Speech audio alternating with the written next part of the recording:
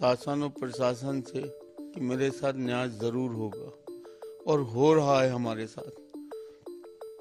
जिन्होंने इतना बड़ा वो किया है, मेरा तो सब कुछ खत्म कर दिया। मेरा बेटा यहीं पर, मेरी बीबी यहाँ पर, जेठालाल भाई मेरा बाहर पड़ा हुआ था। मैं तो समझ रहा था चचा है, चचा ही समझ के मैं अंदर चला गया।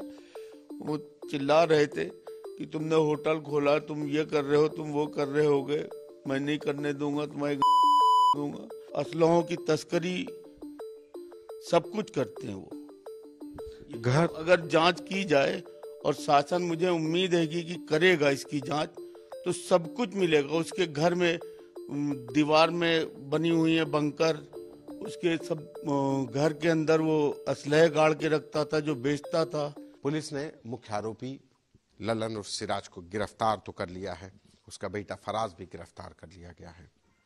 हमारे साथ फरीद भाई हैं। फरीद की पत्नी और बेटे की ही हत्या हुई है, अब तो दोनों लोग गिरफ्तार हो गए हैं। लगता है भी उम्मीद है न्याय कैसे होगा, लग रहा है कि कुछ होगा। पूरी उम्मीद है शासन और प्रशासन से कि मेरे साथ न्याय जरूर होगा और हो रहा है हमारे साथ। जिन्होंने इतना बड़ा वो किया है, मेरा तो सब कुछ खत्म कर दिया। मेरा बेटा यहीं पर, मेरी बीबी यहाँ पर, जेठालाल भाई मेरा बाहर पड़ा हुआ था। मैं अंदर चला गया। जब वो, मैं तो समझ रहा था चचा है, चचा ही समझ के मैं अंदर चला गया। वो चिल्ला रहे थे कि तुमने होटल खोला, तुम ये कर रहे हो, तुम वो कर रहे होगे, मैं नहीं करने दूंगा, तुम्हारे दूंगा। तो मैंने कहा अरे चलिए छोड़िए चचा, खत्म करके मैं अंदर चला गया। मैं अपने हम लोग सीसीटीवी में देख रहे थे, आप वहां खड़े थे और वहां से आपको भी धक्का दिया गया। क्या झगड़ा यही शुरू हो गया? बस वो ये सिर्फ उनको जलन इस बात की थी कि मैं अच्छा पहन क्यों रहा हूँ, मेरे बच्चे पढ़ क्यों रहेंगे, मेरे पास गाड़ी क्यों है। बस इस चीज की उनको एक जलन थी कि सब उनकी खुशामद करें। वो एक हार्ड क्रिमिनल है। दादा ने हमारे उनको यहाँ से निकाल दिया था। इतना परेशान हो गए थे कि उन्होंने यहाँ से निकाल दिया। उनके ऊपर पहले भी वो मीसा ईसा लग चुकी है कि कॉलेज टाइम पे जब पढ़ाई कर रहे थे तो सेंटेनियर में उसके चाकू मार दिया प्रिंसिपल के। मतलब शुरू से ही वो क्रिमिनल माइंड के, डकैती, लूट, मर्डर, उन्होंने कुछ छोड़ा नहीं है का। और असलहों की तस्करी सब कुछ करते हैं वो। घर अगर जांच की जाए और शासन, मुझे उम्मीद है कि करेगा इसकी जांच, तो सब कुछ मिलेगा। उसके घर में दीवार में बनी हुई है बंकर, उसके सब घर के अंदर वो असलहे गाड़ के रखता था जो बेचता था। तो अगर पूरी तरह से चेकिंग होगी तो जरूर सब कुछ मिलेगा। और ऐसा ऐसा बाहर से सब उसका कांटेक्ट था, पाकिस्तान से, नेपाल, तो मुस्तकिल आता जाता रहता था। पाकिस्तान नेपाल आता जाता रहता नेपाल आता जाता रहता था। उसका कांटेक्ट पाकिस्तान से भी था। पोलैंड से कुत्ते मंगवा के नेपाल के थ्रू यहाँ बेचता था। कबूतर मंगवाता था पाकिस्तान से, और पता नहीं क्या क्या मंगाता हो। कुत्ते पोलैंड से मंगवाए थे जी। मतलब वहां से कैसे आते थे? क्या तस्करी करके? कैसे? क्या हाइब्रिड? ये मुझे नहीं पता कि हाइब्रिड होते थे। हाँ, अच्छा। वो नस्ल यहाँ नहीं होती जो पोलैंड से आती थी, यहाँ बेचते थे वो। उनके घर पे अभी भी बहुत से जानवर होंगे, अगर चेक करा जाए तो इलीगल जानवर होंगे उनके घर के ऊपर भी। और ये जो राइफल मिली है, ये चेकोस्लोवाकिया की राइफल थी, इससे गोली चली है। मेरे टेलीस्कोप लगा हुआ था उसमें। मेरे बीबी के जो फराज ने गोली मारी है, टेलीस्कोप से निशाना लगा के मारी है। उसमें वो भी लगा हुआ था कि कोई आवाज मेरे अंदर तक की आवाज नहीं गई है, ऐसा उसमें साइलेंसर लगा था कि अंदर तक की आवाज नहीं गई है। वो प्रॉपर वहां से आए थे प्लानिंग करके मेरे बेटे और बीवी को ही मारने, मुझे नहीं मारने आए थे। ना कोई जमीन का विवाद था, क्योंकि जो जमीन थी वो मेरे पास है, आज भी है, और आज से नहीं 20 साल से है वो मेरे पास। इनका जिस जमीन को विवाद था उससे कोई मेरा कोई उस विवाद, ये तैयब की जमीन को कब्जा करे हुए हैं, ना उनको उनके वालिद साहब को पैसे दिए, ना कुछ दिए, सब कब्जा करे।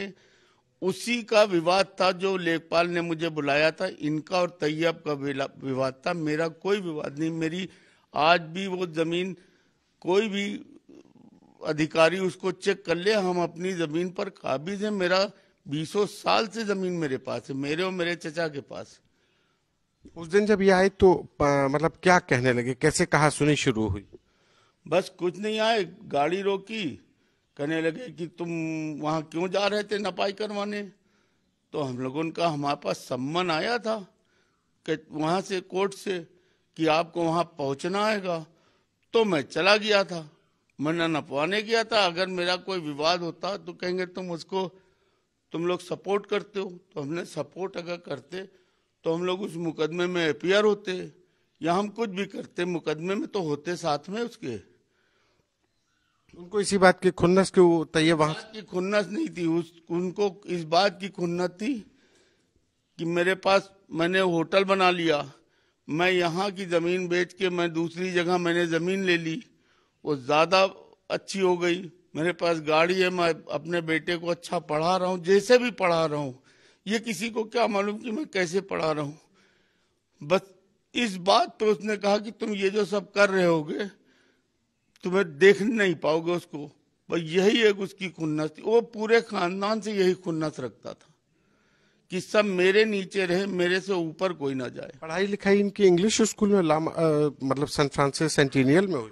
पढ़ाई इनकी सैन फ्रांसिस से हुई, कई कॉलेजेस बदले, टीचरों को मारा। वही अपने बेटों को वो दिएगी कि बेटे भी सब जगह मारपीट कर रहे हैं। लामाटीनियर में वो पीटर गोम्स को भी मारा इन लोगों ने। पीटर गोम्स कौन? पीटर गोम्स, हाँ, उनसे लड़ाई हुई थी। वो तो एक बड़ा हत्याकांड था। हाँ, तो उनको भी मारा उनके बड़े बेटे एराज ने। वो एराज कहाँ है? एराज तो वहाँ पोलैंड है, वहीं से प्री प्लान हुआ है सब। फाइनेंस वही लोग कर रहे हैं, वहीं से सब कुछ हो रहा है। एराज का नाम पीटर गोम्स हत्याकांड में आया था क्या? ये मैं नहीं बता सकता हूँ। पीटर गोम्स को इन लोगों ने मारा था, ये मैं बता सकता हूँ। उसी में ये रेस्टिकेट भी किए गए थे। अच्छा, हाँ, ये अगर वहां पर गोम्स तो बड़ा हत्याकांड था लखनऊ का।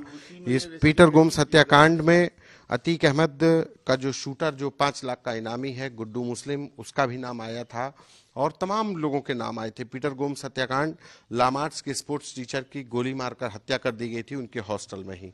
और अब कहा जा रहा है कि पीटर गोम्स के साथ मारपीट में भी लल्लन और सिराज के बड़े बेटे एहराज, जो इस समय पर पोलैंड में है, उसका नाम आया था। जी, मर्डर में नहीं, उसने मारपीट की थी जी, उसी में रेस्टिकेट हुए थे। पीटर गोम्स को मारा था इन लोगों ने।